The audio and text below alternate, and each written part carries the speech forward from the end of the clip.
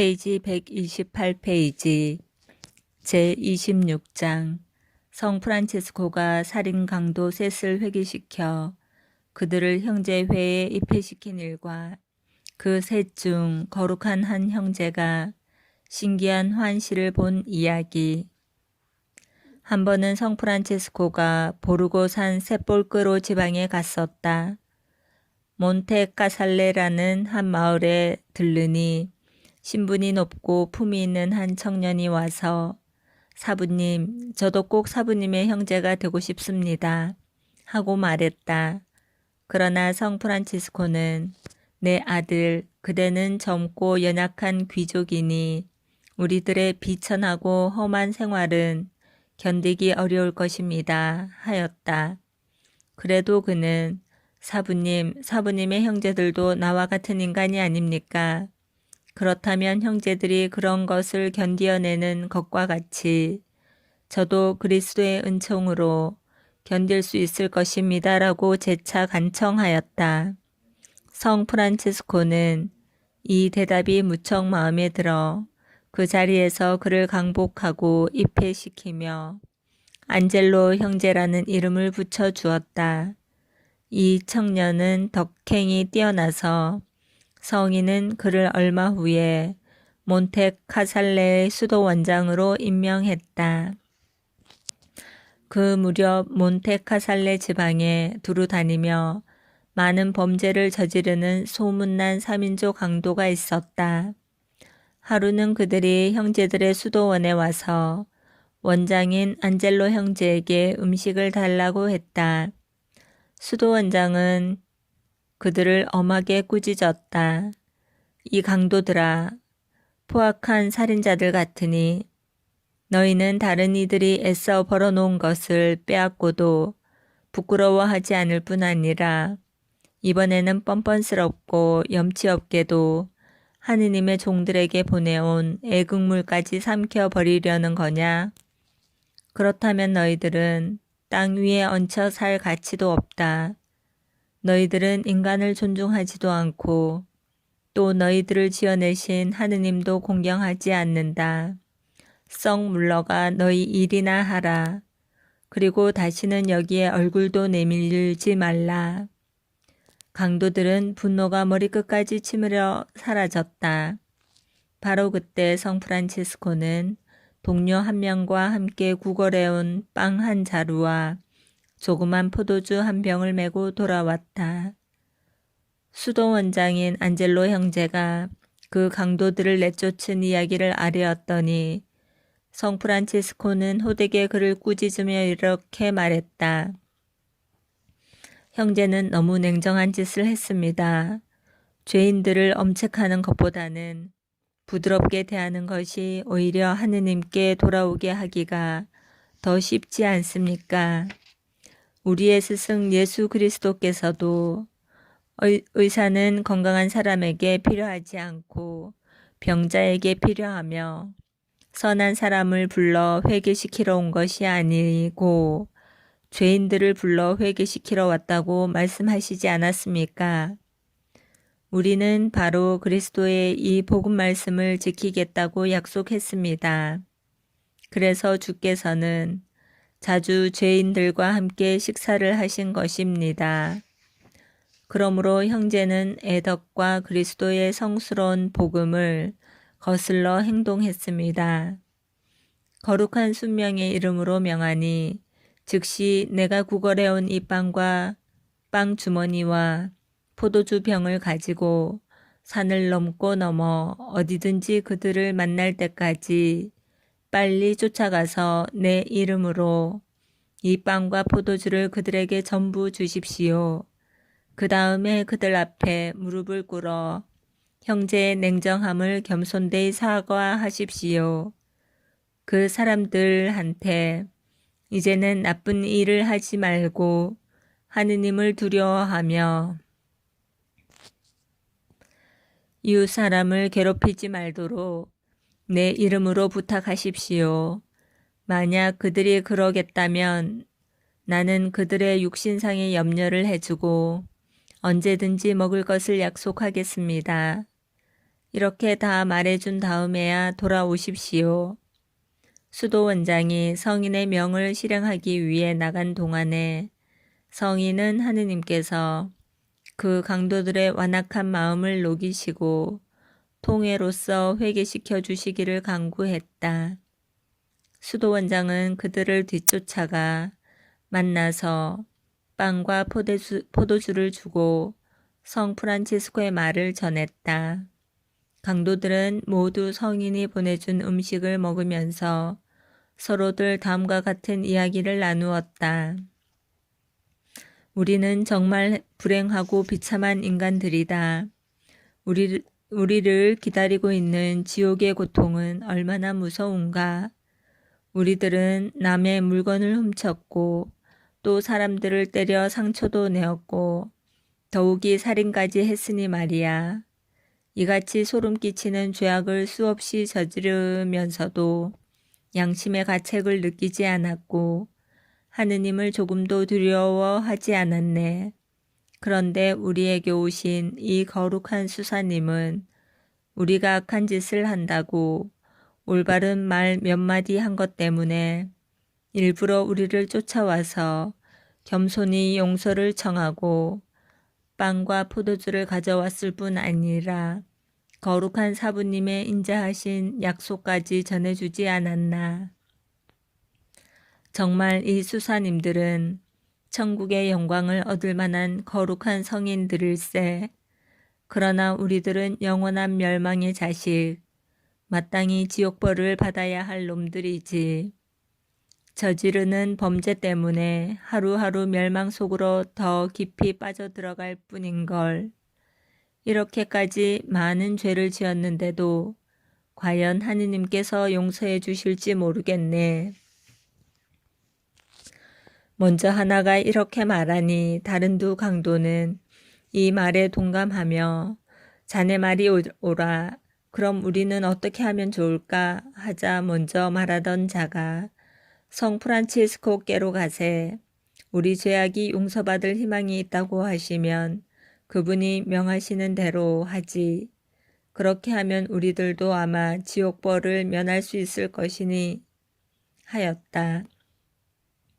이 의견에 다른 강도들도 찬성하여 세 사람 모두 성 프란치스코에게 급히 가서 사부님, 우리들은 많은 죄를 범했으므로 하느님께서 불쌍히 여겨주시지 않을 것이라고 생각합니다. 그래도 사부님 생각에 하느님께서 우리를 불쌍히 여기셔 받아들이실 희망이 아직 있다면 명하시는 일은 무엇이든지 하고 사부님과 함께 보석도 하겠습니다. 하고 호소하였다. 그때 성 프란치스코는 인자하게 이들을 맞아 여러 가지 신뢰를 들어가면서 격려해 주고 하느님의 자비를 얻을 것이라고 안심시켰다. 그리고 하느님의 사랑은 무한하시기 때문에 그 은혜를 하느님으로부터 꼭 얻어주겠다고 약속하고 비록 우리가 크나큰 죄를 지었다 하더라도 하느님의 인자하심은 이보다 훨씬 더 크시다는 것과 복되신 그리스도께서 죄인들을 구원하기 위해서 이 세상에 오셨다는 것을 복음서와 사도 성 바울로의 말씀을 가지고 가르쳐 주었다. 이 훈계를 듣고 세 명의 강도는 악마와 악행을 끊어버려 성인은 그들을 형제회에 입회시켰는데 엄한 보속 생활을 시작했다. 그중 2명은 회개한 후 얼마 되지 않아 세상을 떠나 천국에 들어갔다. 나머지 1명은 자기 죄를 통회하며 15년 동안 보속 생활을 계속했는데 다른 형제들이 지키는 40일간의 사순절, 공동 단식제뿐만 아니라 평상시에도 항상 한 주일에 사흘은 빵과 물만 먹었다. 그리고 늘 맨발로 다니며 단 한 벌의 겉옷만을 몸에 걸치고 밤기도 후에는 결코 다시 잠자리에 드는 일이 없었다. 그러는 동안에 성 프란치스코는 이 비참한 세상을 떠나셨다.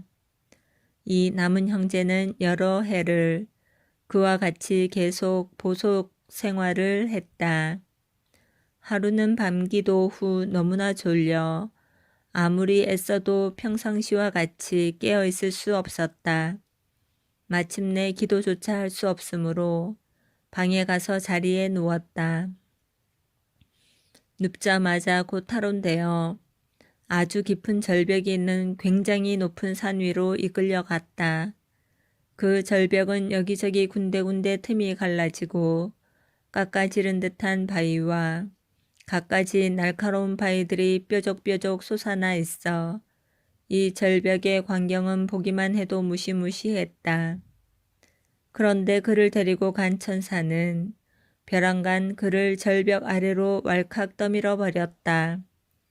피할 사이도 없던 그 형제는 바람에 흩날리는 낙엽처럼 이 바위에서 저 바위로, 이 모서리에서 저 모서리로 부딪히며 굴러떨어져 까맣게 내려다 보이는 절벽 밑에 닿자 아주 박살이 나는 것 같았다. 이와 같이 실신하여 쓰러져 있을 때 그를 데리고 왔던 천사가 일어서라, 너는 아직도 먼 길을 가야 한다 하고 말하였다. 이 말을 듣자 그 형제는 당신은 너무도 경솔하고 잔인한 사람이군요. 내가 떨어져서 이렇게 박살이 나 다 죽어가는 것을 보면서도 일어서라고 말하다니 하고 원망과 고통에 못 이겨 부르짖었다. 천사는 가까이 가서 그에게 살짝 손을 대니 으스러졌던 그 손발이 완전히 나았다. 천사는 그에게 송곳처럼 뾰족하고 날카롭게 모난 돌과 가시 덤불로 가득 찬 넓은 들판을 가리키며 그 끝까지 맨발로 걸어가야 한다고 일렀다. 또한 그 끝에는 시뻘겋게 타는 도가니가 있었는데 그 속에도 들어가야 한다는 것이었다. 그 형제가 온갖 괴로움과 고통을 겪으면서 형극의 벌판을 끝까지 걷자 천사는 이 불도가니 속에 들어가라, 꼭 들어가야 한다 하고 엄하게 명했다. 아, 당신은 그다지도 무정한 안내자입니까? 내가 무서운 벌판에서 받은 고통 때문에 다 죽게 된 것을 보셨고 또 내가 기진맥진하여 휴식이 필요한 것을 알면서도 불이 훨훨 타는 도가니 속에 들어가라는 말입니까? 하고 대답하면서 자세히 보니 도가니 둘레에는 무시무시한 악마가 여럿이 쇠갈퀴를 들고 누가 오기를 기다리고 서 있었다. 그가 망설이니까 악마들은 대번에 그를 갈퀴에 걸어 그 속에다 집어넣고 말았다. 도가니 속에 들어간 그의 눈앞에는 한 사나이가 불에 훨훨 타고 있었다.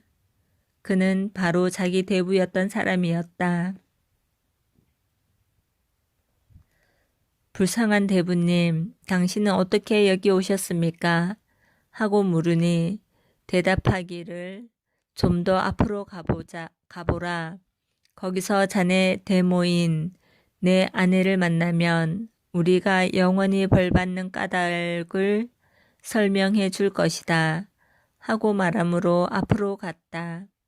과연 대모가 온몸이 불덩어리가 되어 순전히 불로 된 곡식담은 말 안에 갇혀 있었다. 불쌍한 대모님, 어떻게 이런 잔혹한 형벌을 받고 계십니까? 하고 묻자 성 프란치스코께서 예언하셨던 큰 가뭄 때에 나와 남편은 말을 속여서 쌀과 곡식을 팔았기 때문에 그래서 지금 나는 이렇게 말 속에 처박혀 불타야 하는 것이라오 했다. 이 말을 들은 뒤 안내자였던 천사가 그를 도가니에서 밖으로 끄집어내며 너는 무서운 여행을 더 계속해야 하니까 준비하라. 고 하므로 그는 냉정한 안내자 같으니 당신은 조금도 나를 동정해 주지 않는구려. 보다시피 나는 이 불도가니 속에서 거의 다 타버렸는데도 더 위험하고 무서운 길로 데리고 가려는 겁니까? 하고 원망했다. 천사가 그에게 손을 대자 그는 곧 건강한 몸으로 회복되었다. 그 다음 그들은 어떤 다리에 이르렀다. 그 다리는 큰 위험을 무릅쓰지 않고서는 건널 수 없는 아주 폭이 좁고 미끄러우며 양쪽 난간 손잡이도 없었다. 게다가 그 밑은 무서운 강이 흐르는데 악취가 풍기는 뱀, 용, 정갈 등이 우글거리고 있었다. 천사가 너는 이 다리를 꼭 건너야 한다고 하자 형제는 이 아슬아슬한 다리를 어떻게 떨어지지 않고 건너갑니까? 했다.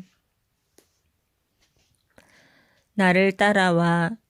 내가 발을 디디는 것을 보고 거기를 딛고 건너면 저편까지 무사히 갈 수 있어.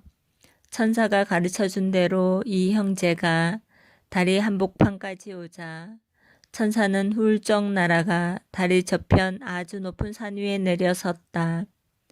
그는 천사가 날아가는 것을 똑똑히 보았다. 안내자도 없이 홀로 다리 위에 남아서 물속을 내려다 보니 끔찍한 동물들이 목을 물 밖으로 잔뜩 내밀고 휘두르는데 흉측스런 입을 딱 벌려 그가 떨어지면 당장이라도 한 입에 삼킬 태세였다. 그는 앞으로 갈 수도 후퇴할 수도 없게 되자 겁에 질려 어찌할 바를 몰랐다. 이런 궁지에 빠졌을 때의 유일한 소망은 오직 하느님밖에 없음을 깨닫고 주저앉아 다리를 꼭 부둥켜 안고는 눈물을 흘리며 하느님께 그 지극히 거룩한 인자하심으로 이 어려움에서 건져주시도록 애원하였다. 얼마 동안 열렬히 기도를 바치자 몸에서 날개가 돋아나는 것 같이 느껴졌다. 그는 뛸 듯이 기뻐 천사가 날아간 건너편까지 자기도 날 수 있기를 바라면서 날개가 크게 다 자라나기를 기다렸다. 그러나 조금 후 그는 날아오르고 싶은 간절한 소망이 솟구쳐 날아보려고 퍼덕거렸으나 아직 날개가 충분히 나지 않았으므로 다리 위에서 날갯깃이 다 빠져버렸다. 그래서 다시금 처음처럼 다리를 부둥켜 안고 하느님께 더 애원하였다. 기도가 끝나자 또 날개가 나오는 것을 느낀 그는 먼저처럼 날개가 완전히 클 때까지 기다리지 못하고 빨리 날려고 하다가 또다시 다리 위에 떨어졌다. 그는 급히 날려고 서둘렀기 때문에 2번씩이나 떨어진 것을 깨닫고는 혼잣말로 이번에 3번째로 날개가 돋으면 다시는 땅에 떨어지지 않게 날개가 다 크도록 기다리자 하고 마음 먹고 있었는데 날개가 3번째 돋아나오는 것을 보았다. 이때만은 충분히 클 때까지 줄곧 참고 기다렸다. 그에게는 1번째, 2번째, 3번째 날개가 나오는 그 동안에 150년 이상을 기다리는 것 같았다. 마침내 그는 3번째에 일어나 온 힘을 다해 날개를 쳐 천사가 날아간 궁전까지 높이 올라갔다. 천사가 있는 궁전문을 두드리니 문지기가 너는 누군데 여기에 왔느냐 하고 물었다. 저는 작은 형제입니다. 하고 대답하니 문지기는 그러면 여기서 기다려라. 너를 아는지 모르는지 성 프란치스코를 이리 모셔와야겠다. 하며 성 프란치스코를 찾으러 간 사이 그 형제는 궁전의 아름다운 벽을 둘러보았다. 그 벽은 환히 들여다 보이는 투명체로 너무나 맑아 수많은 성인들의 합창도 그 안의 모든 것도 다 잘 들여다 보였다. 넋을 잃고 한참 구경하고 있는데 성 프란체스코, 베르나르도 형제, 에지디오 형제가 앞에 오고 성인 뒤에는 그를 따르던 수많은 성인 성녀가 줄지어 왔다. 성 프란체스코가 그를 보더니 문지기에게 저 사람은 내 형제이니 들여보내 주시오 하고 말했다. 그는 문을 들어서자마자 가슴에 부풀어 오르는 위안과 즐거움을 느끼며 이제껏 겪어온 온갖 고생은 전혀 없었던 듯이 깨끗이 다 잊어버렸다.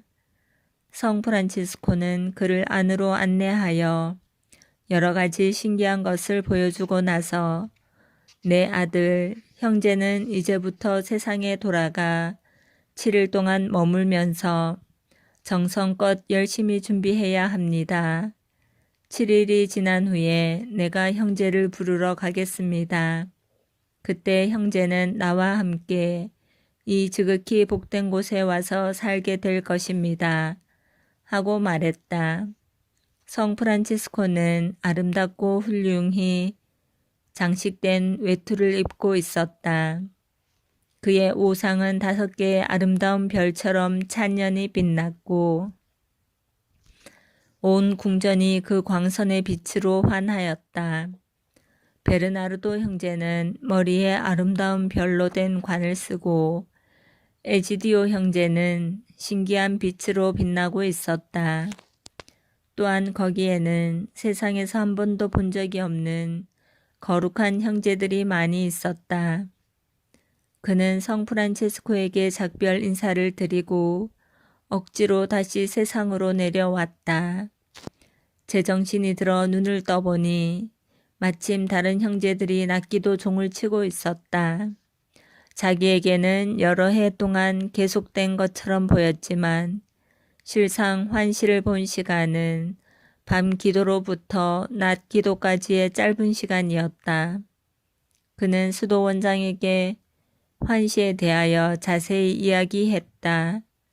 7일 후 그 형제는 열병에 걸렸고 8일째 약속된 대로 성 프란체스코는 영광스러운 성인들을 거느리고 마중 나와 그 영혼을 지극히 복된 왕국의 영원한 생명으로 인도해 갔다.